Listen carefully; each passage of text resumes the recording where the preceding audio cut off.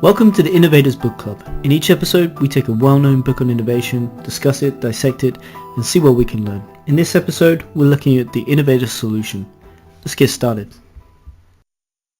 Welcome back, guys. So today we're looking at another Clayton Christensen book, The Innovator Solution, which is the follow-up to his massive runaway success, The Innovator's Dilemma. And today, pretty small group of people. So there's myself, Tim Woods in the UK, Michel Meisterjan. Where are you, Mitch?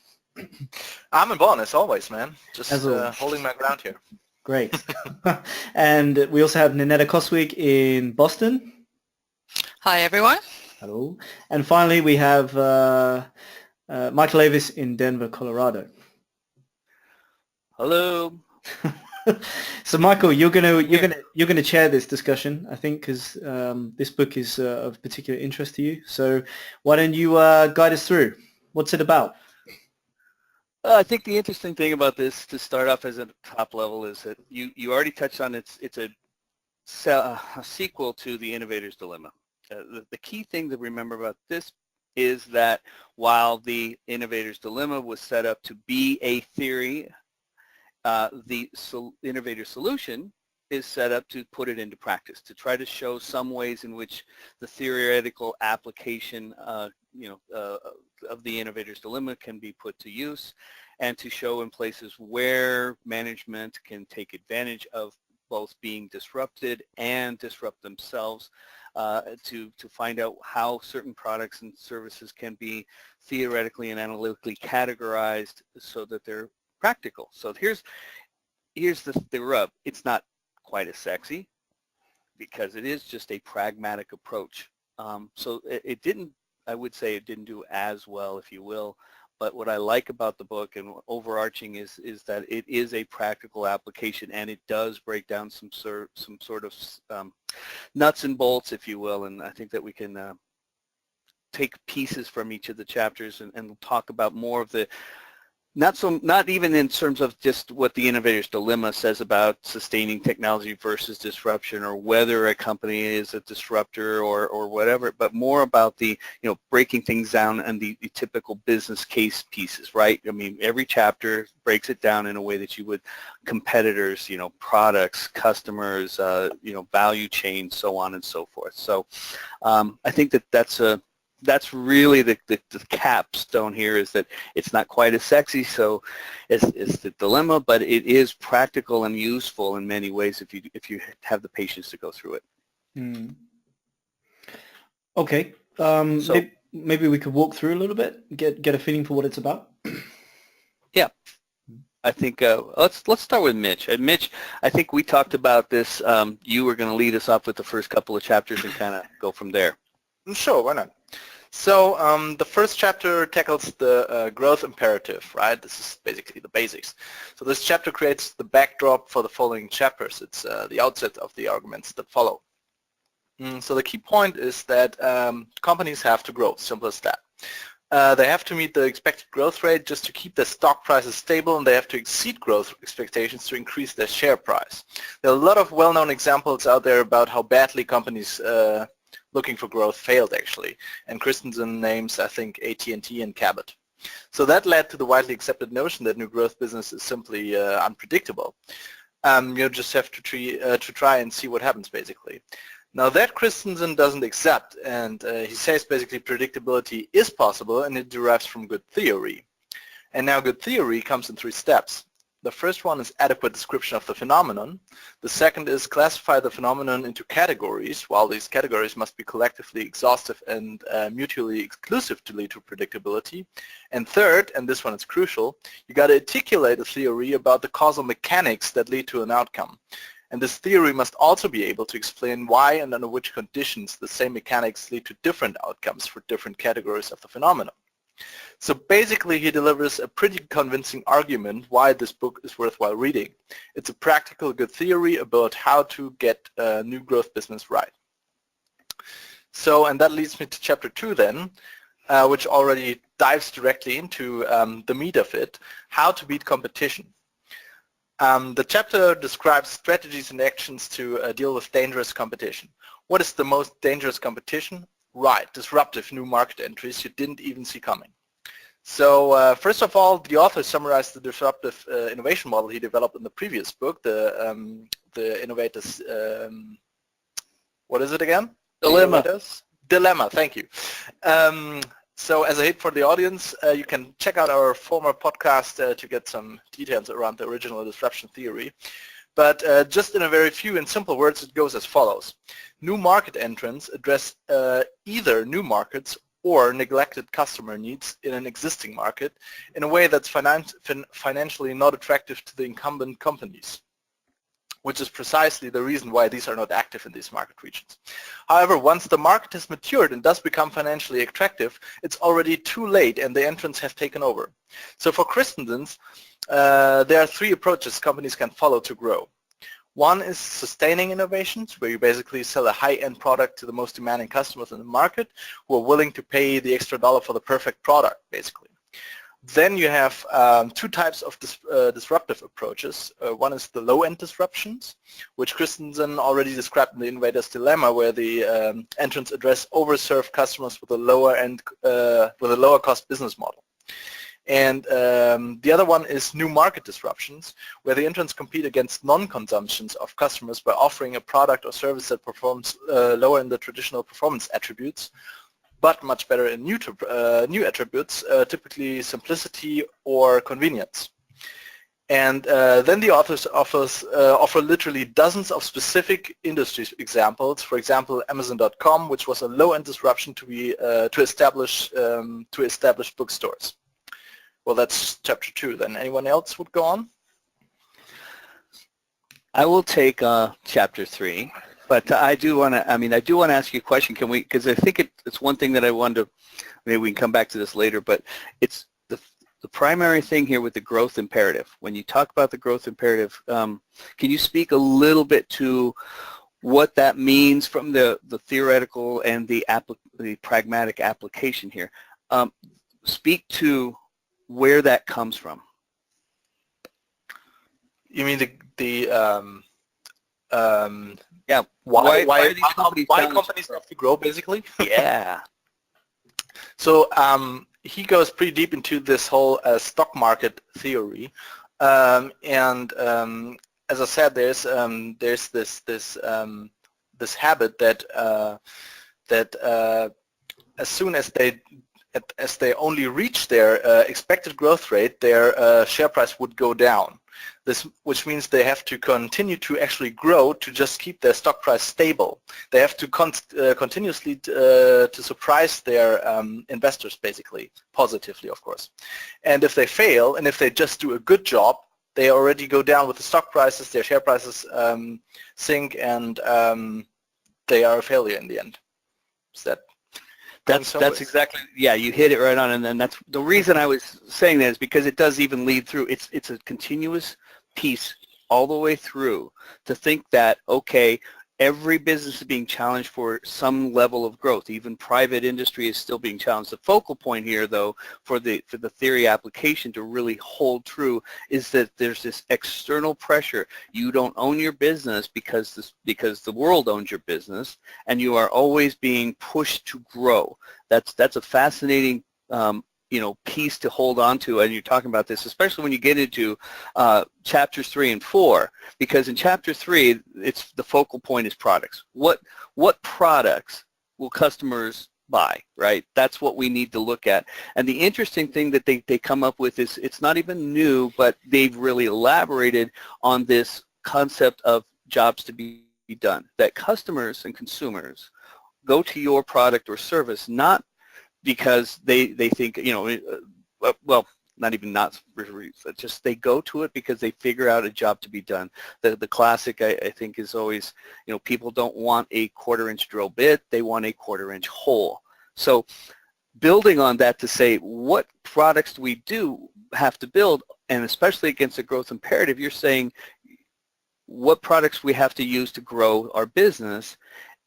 The trap has always been to try to put more information into stuff, try to build out more features and functions, try to make the automotive experience, you know, a car that's faster and or more powerful or more roomy, bigger in cars, or maybe it's, you know, whatever it might be with any product or service that we're offering here.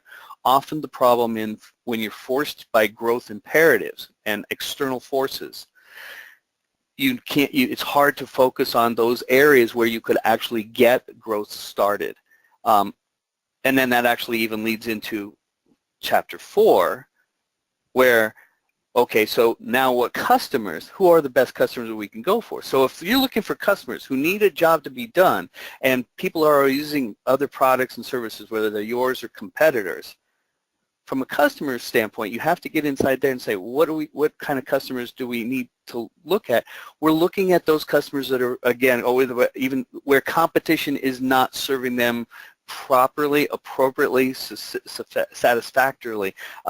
It's that non-consumption that you mentioned already from chapter 2. What happens in terms of products and customers we're putting together, customers for jobs to be done, what can I just use and I'm not being served now? So those are the customers those are the non-consumption, those low-end, the low-hanging fruit, those customers who are capable of having a job that they need to be done, but aren't not necessarily being served right now. That's where you look at how disruption can be executed. Mm-hmm. That makes sense. Well, maybe, Tim, maybe you can help out in terms of carrying that forward with the next chapters. Yeah, sure. Actually, I just want to jump in with one question before we dive into that. And I think chapter 2, Mitch, that you spoke about is quite an interesting one because it really goes back through all of the stuff from the Innovator's Dilemma. And I think one question, if you haven't read either of these books, is do you need to read the first book? Why not just read this book? And does chapter 2 basically do enough to get you up to speed? Well, I would say that's exactly what you can do. So like Michael said in the beginning, the innovator solution is really a hands-on guidance on how to act upon the original issue of the innovator's dilemma. So the innovator's dilemma caused a lot of discussion and was radical in the way he presented this this whole topic. However, when it comes to actually acting on this issue, then the solution is all you need. Yeah, absolutely. Okay, one thing I noticed in this book is that he starts off talking about disruptive innovation a lot, but as the book goes on, actually it starts to get much more specific, and you don't really notice him talking about disruption anymore as we go through the rest of the book. And certainly starting from chapter 5, he starts to get into the nuts and bolts of how to organize a business. So the chapter itself is called Getting the Scope of the Business Right, and it's pretty detailed, but I think the basis of this is saying, that classic question of what should we do in-house and what should we outsource or work with suppliers on. And the traditional answer that comes up is usually, what is our core competence? And if it's a core competence, we should do it in-house, and if it's not, we should outsource it. And he's saying, okay, this is a very classic answer in business administration, but there's a huge problem here, and it can lead to really disaster because what your competencies are today might not be relevant to what the customer needs along their trajectory in the future. And he cites a number of examples. One is IBM, who basically said, okay, what's our core competence? It's assembling and building computers. So we really shouldn't care about the microprocessors, and we really shouldn't care about the operating system. These we can outsource. And of course, it created Intel and it created Microsoft, who together went on to basically gobble up most of the profits from the entire industry.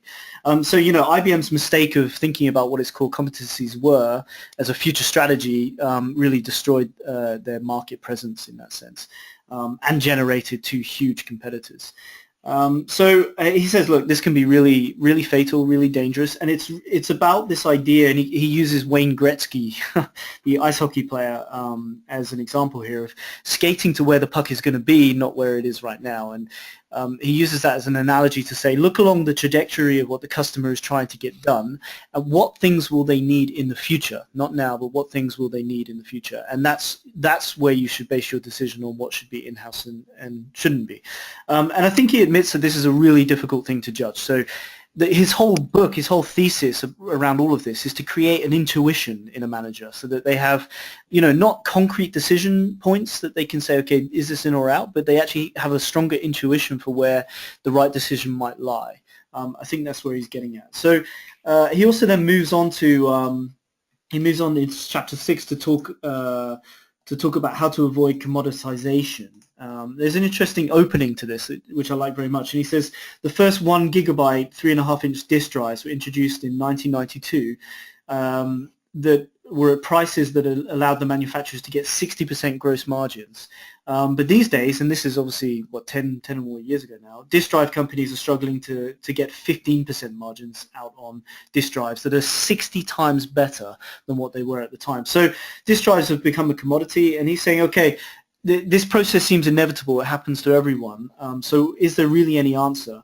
And he says that the good answer is that wherever commoditization is happening along this this value chain, shall we say, there's always a process of decommoditization happening somewhere else along that process. And if companies can move to where the performance along this trajectory is not good enough for products, then they can capture future profits, which is quite a complicated thing to understand. But he says it's like, again, it goes back to this point of seeing where the customer needs will be. And I don't know if we want to get into it at this point, but he talks about this whole idea of integrated versus modular architectures. And this is where there's this shift up and down in the space where at one point the leading companies will be fully integrated, they will be proprietary. So like Apple, for example, they manufacture the hardware, software, and everything in-house. And then he talks about as a market, as those products become good enough for the customer, the market starts to shift towards modular architectures, which by definition provide weaker products, but they provide more flexibility, more plug and play, more standardization, and the market shifts back towards those again. And there's always this process going backwards and forwards in the market space. Now, I think there are real problems with this, but maybe we should continue to wrap up the issues that he's outlining through Ninetta, maybe? Do you want to pick up the rest? Yeah, sure. So Chapter 7 is all about is the organization capable of disruptive growth? And it's looking at do you have the right team and the right structure to enable this growth, and they look at 3 aspects of the organization. They look at resources, processes, and values, and they put this together into what they refer to as the Rpv Framework. And the idea behind this is that established companies, they usually have the resources required to succeed at sustaining and disruptive innovations. However, when you look at the processes and the values that they have in place, that those actually keep them from succeeding with disruptive innovation. So in their framework, they look at 2 different things. They build a little matrix where you can plot where you are, and they look at the fit with the organizational processes and the fit with the organizational values. So where does your innovation lie? And in that matrix, for example, if the innovation is a poor fit with the current values and a poor fit with the current processes, you can map out where it is. And in this case, you would need to handle your innovations in a separate organization so that you have different values and different cost structures so that you can do things differently than they're done in the main organization. And then also looking at the team, you need to have a team that is pulled out of their day job and what they usually do within the functional organization, and they need to be set up as a team independent that is free to build the new processes and is actually able to address the challenges that are specific to the disruptive innovations. And that's just one of the examples, and depending on where your innovation lies in that matrix, you might get a different result, so you might be able to handle it in your organization and with your existing team, depending on how it fits. So that's what Chapter 7 is all about. And then the next chapter is looking at managing the strategy development process. And here they start out with that most managers actually ask the question, okay, what's the right strategy here? And they point out that this is not really the question that you should be asking, but that you should actually ask how to find the right strategy. So they're looking at the processes that you need to have in place to identify the right strategy for disruptive innovation. and they describe two different processes how to develop your strategy. So the one is the deliberate strategy, and this is the conscious and analytical process, the top-down process where senior management sits down, crunches a lot of data and says, okay, this is now our strategy we want to follow. And the drawback of that is that there need to be a couple of conditions that are met for this to actually work this way. And actually it's really, really difficult to be in a situation where all those conditions are met. So usually you have the day-to-day prioritization and decisions influencing your deliberate strategy, so you never really get to implement it exactly as it is. So you always have the deliberate, what they call the emergent strategy making affecting your deliberate strategy. And this emergent strategy is actually what comes from your day-to-day prioritization, which is what bubbles up from your organization. It's the decisions done by middle managers or the sales staff that actually impact what your deliberate strategy is all about. And the whole idea is that if you are doing disruptive innovation, you don't really know what is going to happen in the future very well, so it's pretty much impossible to come up with a deliberate strategy that will work. So you need to start out with emerging processes to really define the strategy that you need to go with, and they refer to this as discovery-driven planning, and they contrast how you proceed for sustaining innovation, so you can do the deliberate planning and work with your deliberate strategy where you basically you make certain assumptions, you define your strategy, build your financial plan, and then you implement it. That works well if you have sustaining innovations. And in contrast, for disruptive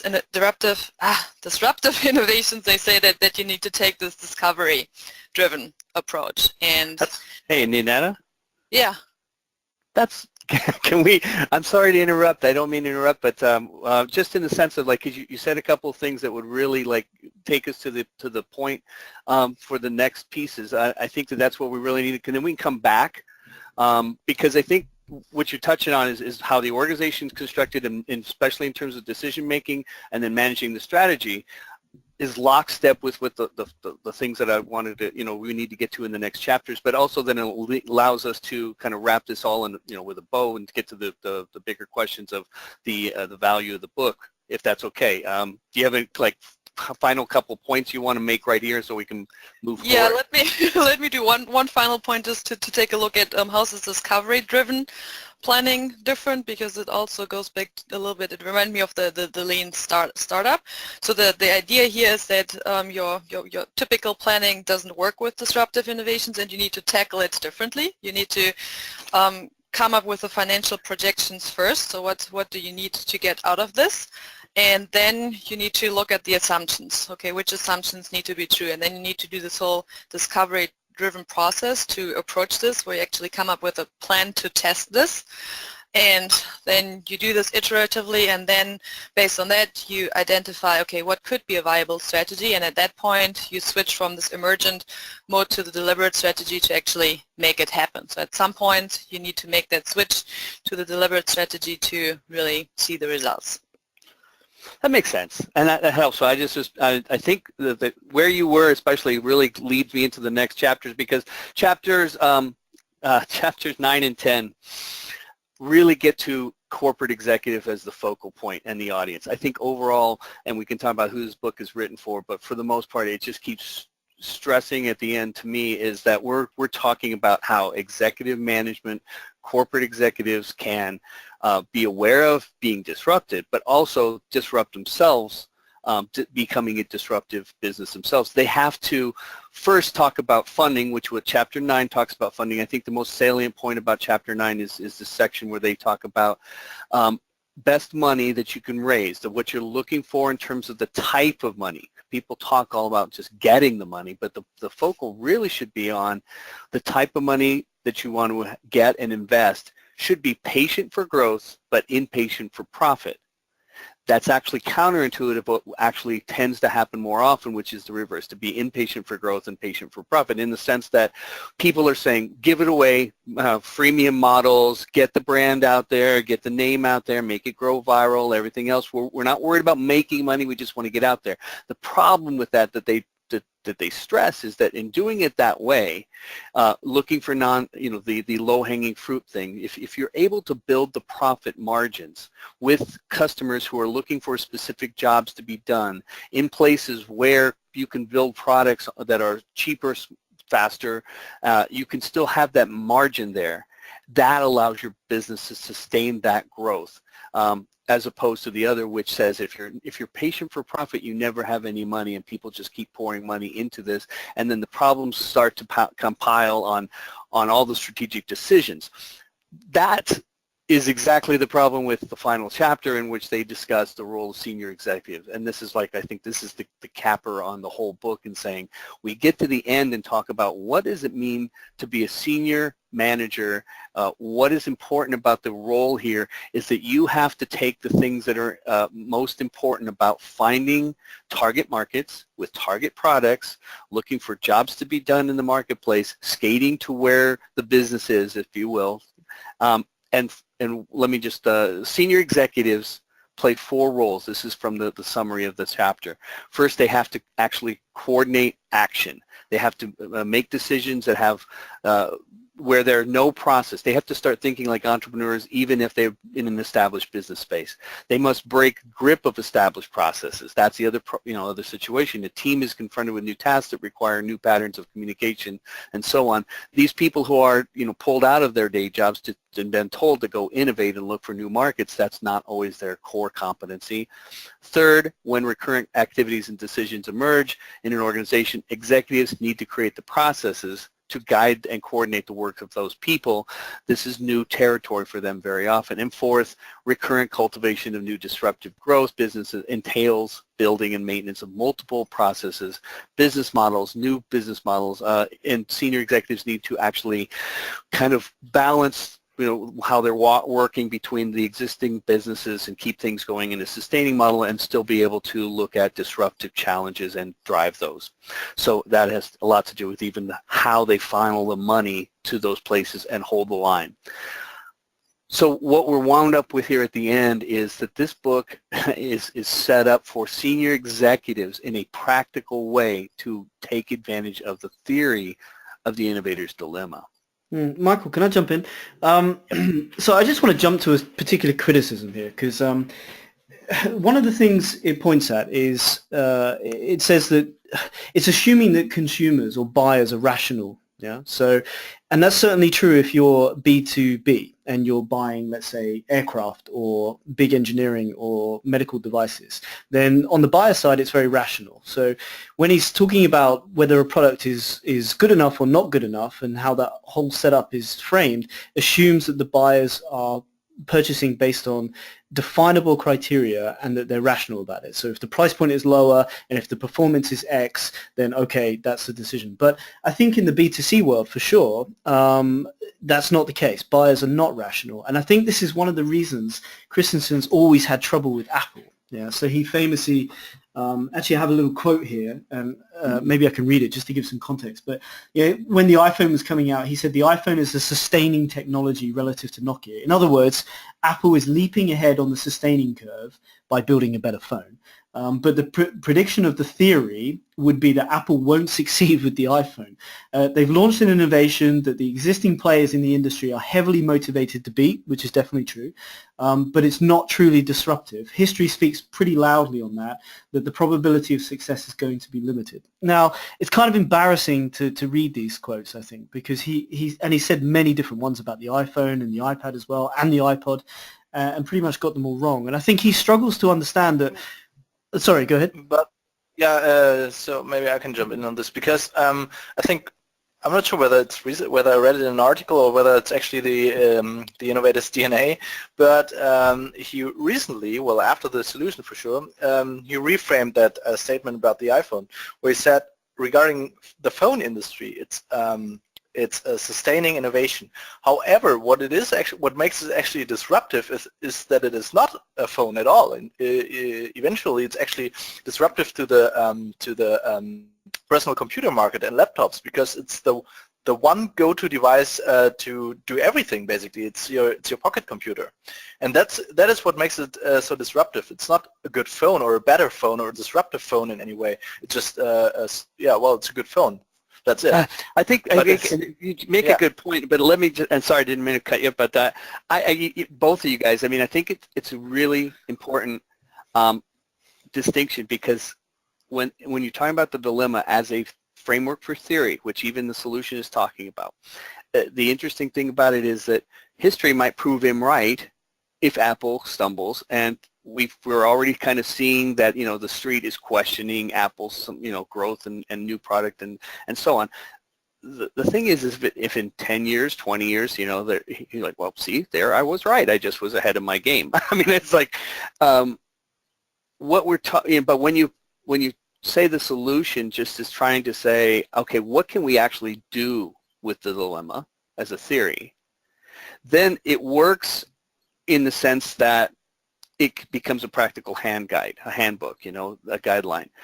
But critically speaking, I mean, you're exactly right. There's some problems here, because it does speak more clearly to corporate executives only, and because the growth imperative is something that's driven more by external forces, and especially by publicly operated companies, especially bigger operating companies. How do you apply this, in fact, to smaller businesses? I mean, how do you apply this to, would you say that if you were a guy who owns, 3 auto dealerships, it's a business.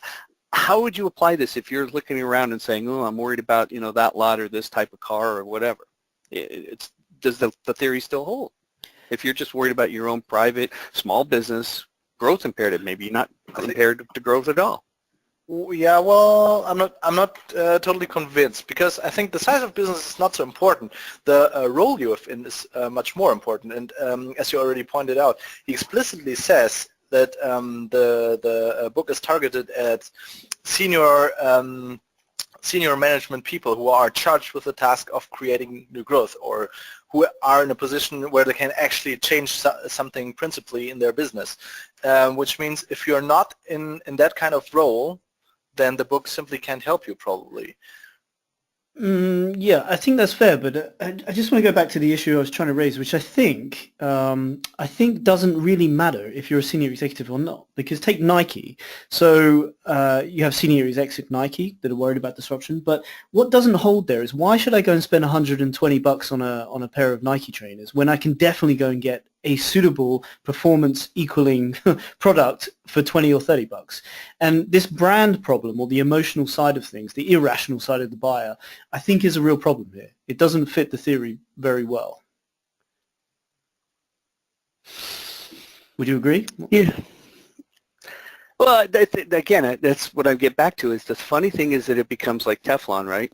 I mean, the theory part in particular becomes like Teflon. It just keeps being, well, it's valid. It's still valid. It's I can say, well, yeah, Apple could still struggle, and that makes the theory correct. I do think, when you're talking about let's go back to basics. Is the book relevant? Would we recommend this book? I would think, from our standpoint, I know what you're saying about Nike, and I know what you're saying, but even then, the explicit bigger audience is about corporate executives who are tasked with these things and say, where do I get growth? That 9 times out of 10 still comes from the street, and it's always this growth imperative. He doesn't come. One thing we didn't talk about, for example, is the concept of overshooting. We didn't bring it up in the summary, but I think it's one of those pieces where, when you talk about the growth imperative being driven by external forces that you don't control in your own business, no matter where you live, but especially as executive manager, when you say, okay, how are we going to enhance our product this year, and you just throw a bunch of things on a roadmap. We see that with software companies all the time, for example. How much more functionality that overshoots the market. I think there's some nice pieces that can be practical about saying, wait, don't overcook product, but in fact find new customers, new markets in which they're being underserved by the existing established competitors. I think that and then looking at how you could do that becomes a little bit different way, and because it becomes counterintuitive. I mean, everybody that's chasing after VC in Silicon Valley is saying the same thing. Get it out there, do the freemium, you know, and he's saying exactly right. Those cycles we've seen how many companies crash and burn by being very famous, but no profit. Mm-hmm. Yeah, no, I like that very much. Actually, you know, I don't want to be negative about it because I think it's a brilliant book.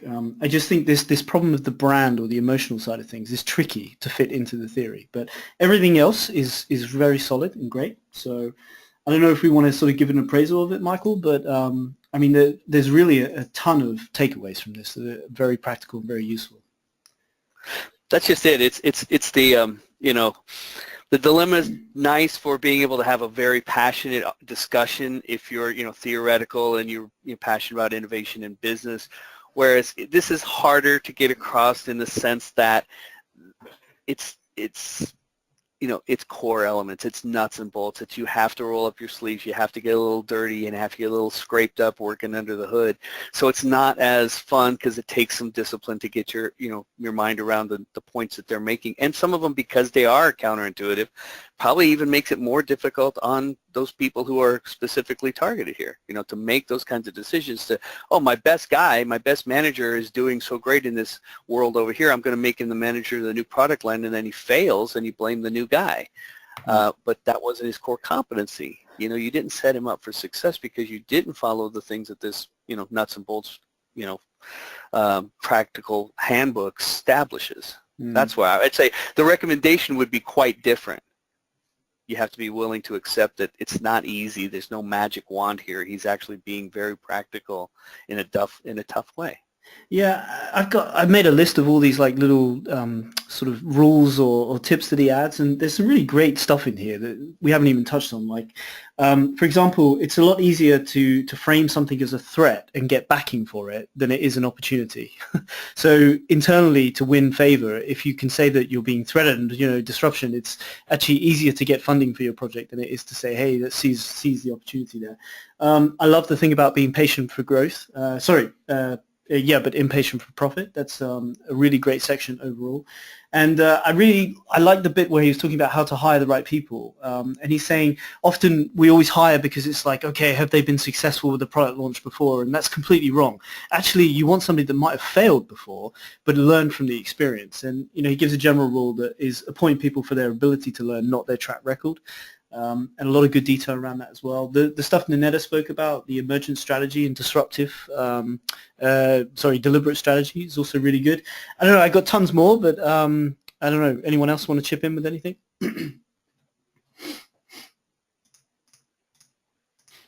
No, I can keep going. Well,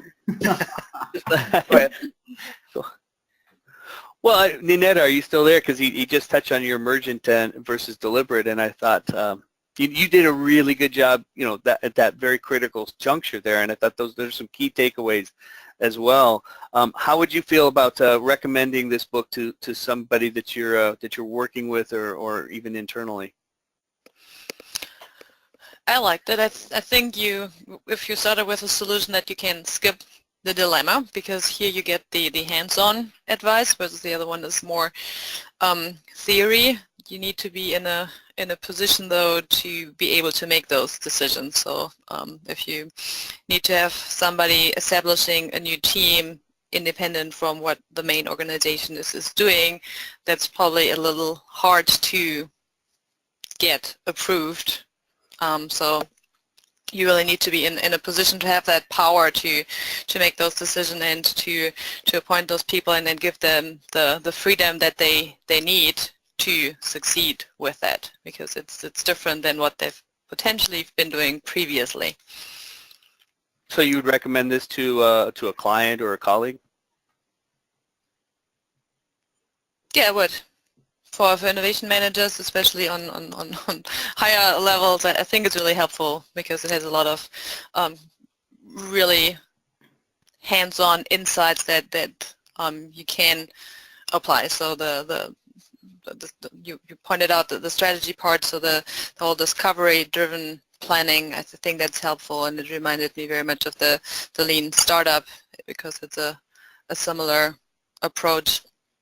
And there's a ton of other insights, and Tim listed so many of them. So the whole jobs to be done and milkshake example, it gives you a couple of really good ideas how to think about how to tackle this. The one thing I think that's great, thanks, and I would recommend it too. The one thing that was interesting to me is I keep running up against this, for example, is especially in the chapters you were talking about, and I think Tim and Mitch can both speak to this, is that interesting political aspect of telling a manager who's done a great job or looking at a track record, but hasn't necessarily been entrepreneurial in the past, putting them in a new situation. I would look at that and say, oh, there's also the clear cases in which there's sort of a converse effect. In other words, something that's been set up maybe by executive management as sort of the new disruptive part of the business, bringing somebody new in the middle for any reason at all becomes its own sort of political question mark, and it's very interesting to look around and say, where has, for example, where you've seen transition in middle management positions change the direction of that vision? Because, for example, if it had one vision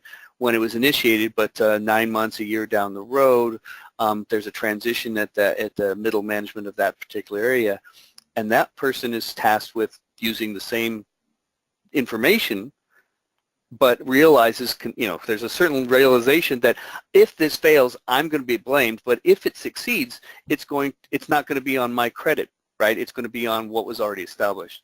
So they don't talk about that much, but these failure points have to be part of the considerations, especially when you're talking about as a practical approach for employing the theory and then taking things like that, outlying pieces like that into account as well.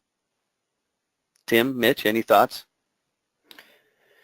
Yeah, well, I guess we're sort of wrapping up a little bit, are we? So I just wanted to say, actually, circling back, that one of the criticisms that's often given to business books is that they're just fluff, and actually they could have just been an article and that would have sufficed, and maybe not even that for most of them.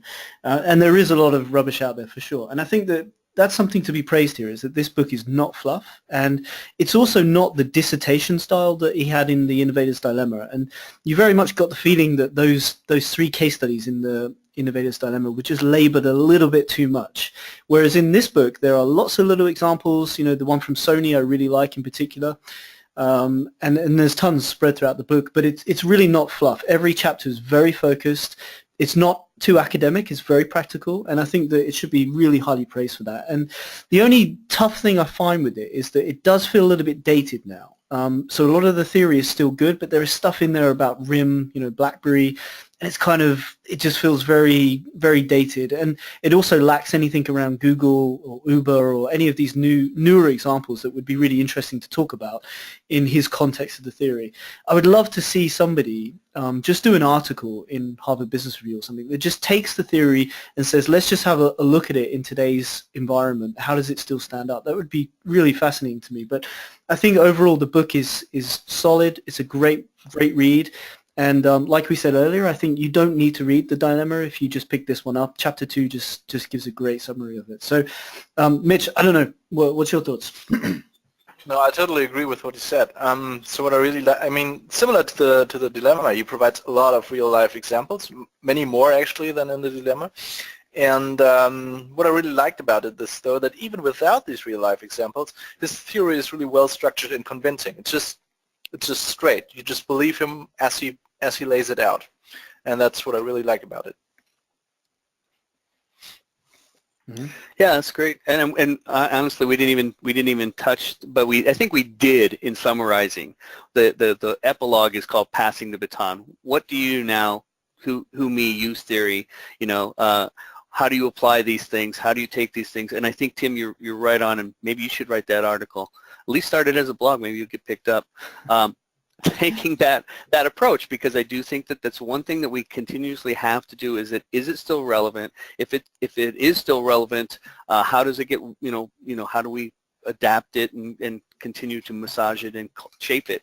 And I think from a summary standpoint, I think you touched on all the main points. I think the one thing that we have to keep in mind is just who it's for, where it's going to require some more diligence. It's like I said, it's much different than the dilemma, and also what it leads us to next. And I guess we're going to come up against the innovators, the DNA in our next case. So our next podcast. So I think this is going to be a good jumping point to what we look at in that one.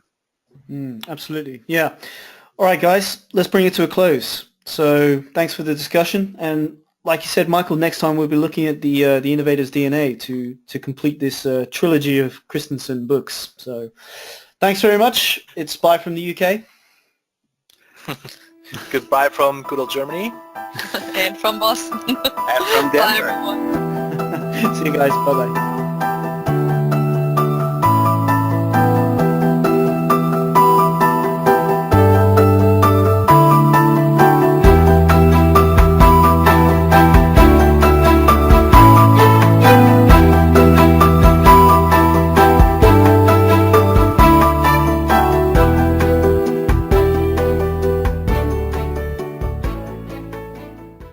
And the only tough thing I find with it is that it does feel a little bit dated now. So a lot of the theory is still good, but there is stuff in there about RIM, BlackBerry, and it's kind of, it just feels very, very dated. And it also lacks anything around Google or Uber or any of these newer examples that would be really interesting to talk about in his context of the theory. I would love to see somebody just do an article in Harvard Business Review or something that just takes the theory and says, let's just have a look at it in today's environment. How does it still stand up? That would be really fascinating to me. But I think overall the book is solid. It's a great read. And like we said earlier, I think you don't need to read the dilemma if you just pick this one up. Chapter 2 just gives a great summary of it. So, Mitch, I don't know, what's your thoughts? No, I totally agree with what you said. So what I really like, I mean, similar to the dilemma, you provide a lot of real-life examples, many more actually than in the dilemma. And what I really liked about it is, though, that even without these real-life examples, this theory is really well-structured and convincing. It's just straight. You just believe him as he lays it out, and that's what I really like about it. Mm-hmm. Yeah, that's great. And honestly, we didn't even touch, but I think we did in summarizing. The epilogue is called "Passing the Baton." What do you now? Who me use theory? How do you apply these things? How do you take these things? And I think, Tim, you're right on, and maybe you should write that article. At least start it as a blog. Maybe you'll get picked up. Taking that approach, because I do think that that's one thing that we continuously have to do. Is it still relevant? If it is still relevant, how does it get? How do we adapt it and continue to massage it and shape it? And I think from a summary standpoint, I think you touched on all the main points. I think the one thing that we have to keep in mind is just who it's for, where it's going to require some more diligence. It's like I said, it's much different than the dilemma, and also what it leads us to next. And I guess we're going to come up against the innovators, the DNA in our next case. So our next podcast. So I think this is going to be a good jumping point to what we look at in that one. Absolutely. Yeah. All right, guys, let's bring it to a close. So thanks for the discussion. And like you said, Michael, next time we'll be looking at the Innovator's DNA to complete this trilogy of Christensen books. So thanks very much. It's bye from the UK. Goodbye from good old Germany. And from Boston. And from Denver. Bye, everyone. See you guys. Bye-bye.